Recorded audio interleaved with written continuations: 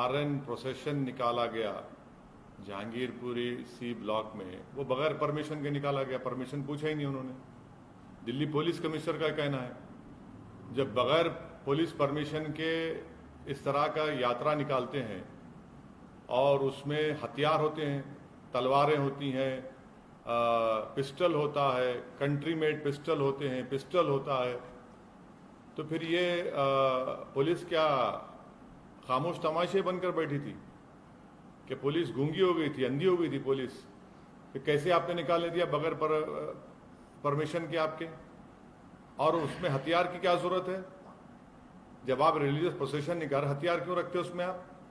और फिर हथियार रखते साथ में सब प्रोवोकेटिव नारे लगाते आप, क्यों? और तीसरी बात, आपने उस मस्जिद के सामने जाकर झंडा लगाने की कोशिश क्यों की? वहां पर झंडा क्यों लगाया बल्कि आपने वहां पर? उससे पहले बगैर पुलिस परमिशन के 2 प्रोसेशन चले गए थे, ये तीसरा था जो 5:30 बजे का वाकया है। तीसरी बात यह है कि जब से अमित शाह इस देश के होम मिनिस्टर बने हैं, ये वाहिद यूनियन टेरिटरी जहां पर लॉ एंड ऑर्डर MHA के तहत आता है।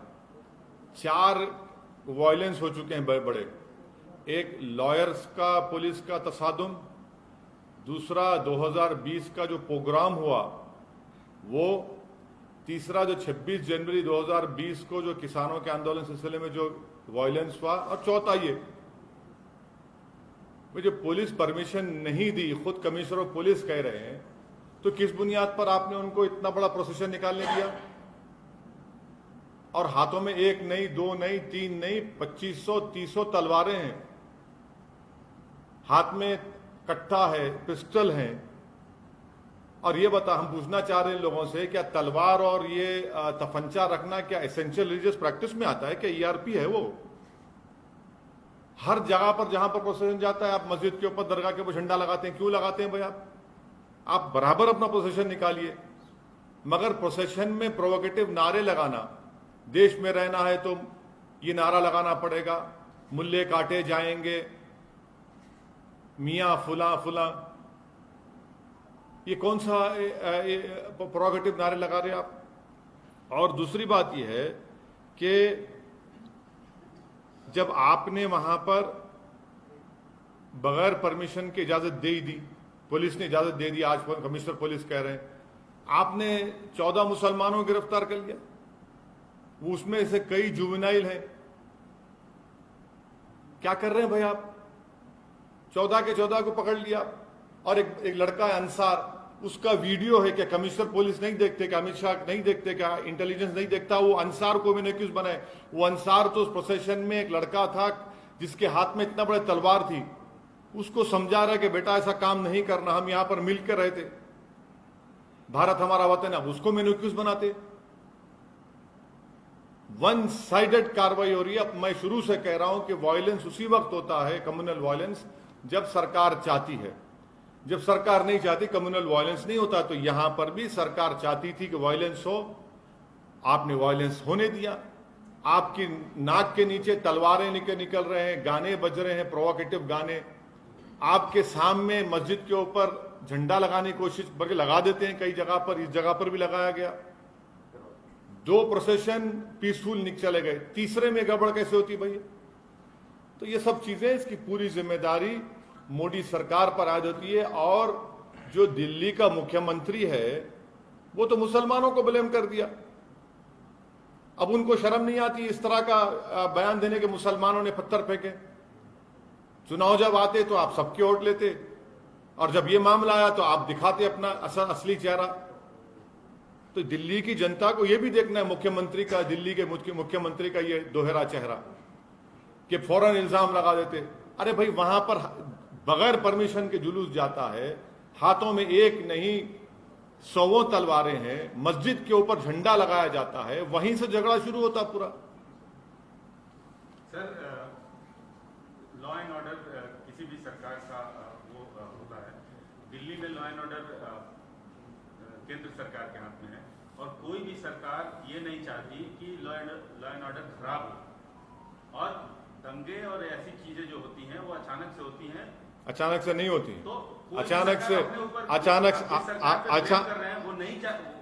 से नहीं होती है। मैं आपको कई इंक्वायरी कमीशन की रिपोर्ट का हवाला दे दूंगा।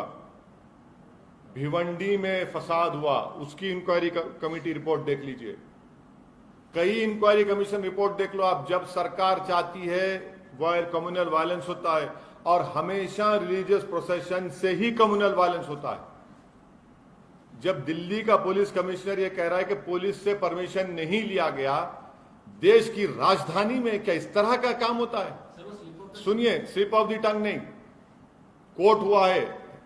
इंडिया टुडे के एक जर्नलिस्ट ने इसको कोट किया है और मैंने अभी रीट्वीट किया है उसको।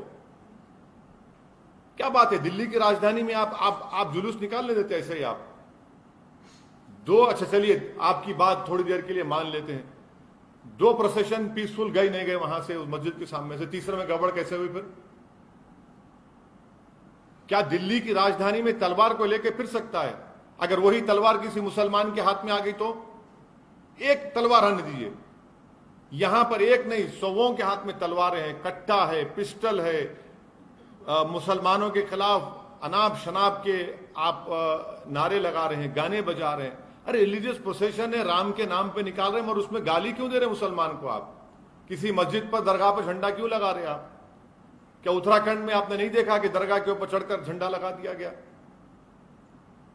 वायलेंस को हम कंडेम करते हैं, वायलेंस की कोई इजाजत नहीं देता, मगर जब सरकार खुद खामोश तमाशाई बन के बैठी हुई है तो फिर ये तमाशा हो रहा है। तो दूसरी तरफ से भी तो वायलेंस हुआ, देखा एक आदमी ने तमंचा पकड़ा। हाँ, पकड़िए ना आप देखिए, आप लोग सुनिए, मैं आपसे गुजारिश कर रहा हूं कि मस्जिद के ऊपर झंडा लगाने का विजुअल क्यों नहीं दिखाया जाता टीवी के ऊपर? मस्जिद के सामने वो गाने बजाए जा रहे हो, क्यों नहीं दिखा जाता मीडिया में? सिर्फ सोशल मीडिया पर क्यों आता है? मस्जिद के सामने तलवारें लहराई जाती हैं, मस्जिद के सामने ठहरकर मियां फुला फुला गाली दी जाती है। ये क्या हो रहा है? फिर आप क्या कर रहे हैं? आप अगर कोई कानून अपने हाथ में लेता है तो एक्शन लीजिए, कोई रोक रहा नहीं है आपको। Due process of law follow होना चाहिए, मगर ये कौन सा है? आप तो सेलेक्टिव लॉ अप्लाई कर रहे हैं। वो अंसार जो बच्चे को रोका, समझाया, उसी को मैंने एक्यूज बना दिया। उसमें जुवेनाइल बच्चे हैं, उसमें आप वन साइडेड अरेस्ट किए जा रहे हैं मुसलमानों की। मैं ये चार्ज लगा रहा हूं दिल्ली सरकार के ऊपर, मोदी सरकार के ऊपर, दिल्ली के पथरमबाजी के ऊपर। Sir, BJP says opposition inciting crowds because of appeasement. What appeasement is there? You are in power. You are in power in every place. What appeasement is happening? Mob lynching is appeasement, is it? Is mob lynching an appeasement? Is playing provocative songs against Muslims appeasement? Carrying swords and saying that Musalman dash dash, is that appeasement? Erecting a flag on a masjid and dargah, is it appeasement? Of whom? किसका appeasement हो रहा है? पर sir, आप अमित शाह और मोदी सरकार को क्यों ब्लेम कर रहे हैं? क्योंकि दिल्ली की लॉ एंड ऑर्डर एक वाहिद यूनियन टेरिटरी है जो मोदी सरकार के तहत आती है। लॉ एंड ऑर्डर, मैं आपको एग्जाम्पल दे रहा हूं, 4 बड़े बड़े वायलेंस हुए हैं। एक लॉयर्स का प्रोटेस्ट, 2020 का पोग्राम, तीसरा आपके 26 जनवरी को जो फार्मर्स के प्रोटेस्ट में वायलेंस हुआ, तशद्दुद हुआ, और चौथा ये। लेकिन सर, पहले भी 2 प्रोसेशंस निकाले गए, तीसरे में ही वही तो मैं आपसे अगर ऐसा कुछ होता तो वही तो मैं आपसे कह रहा हूं। 2 जब पीसफुल चले गए, तीसरे प्रोसेशन में ही इन्होंने उस मस्जिद के ऊपर वहां पर वो झंडा लगाया। सुनिए, वहीं पर उन्होंने तलवारें उनके हाथों में हैं, 1 नहीं, 2 नहीं, 3 नहीं, हर एक के हाथ में तलवार है। मैं फोटो दिखाता हूं आपको, देख लो आप, वीडियो दिखाता हूं मैं आपको। लेकिन दूसरा वर्षन है कि वो एक जो बंदा जो गिरफ्तार हुआ है, सेकंड या थर्ड अक्यूज, उसने उकसाया है और वो गड़बड़। अंसार को जो आप एक्यूज बना रहे हैं, ये सरासर गलत है।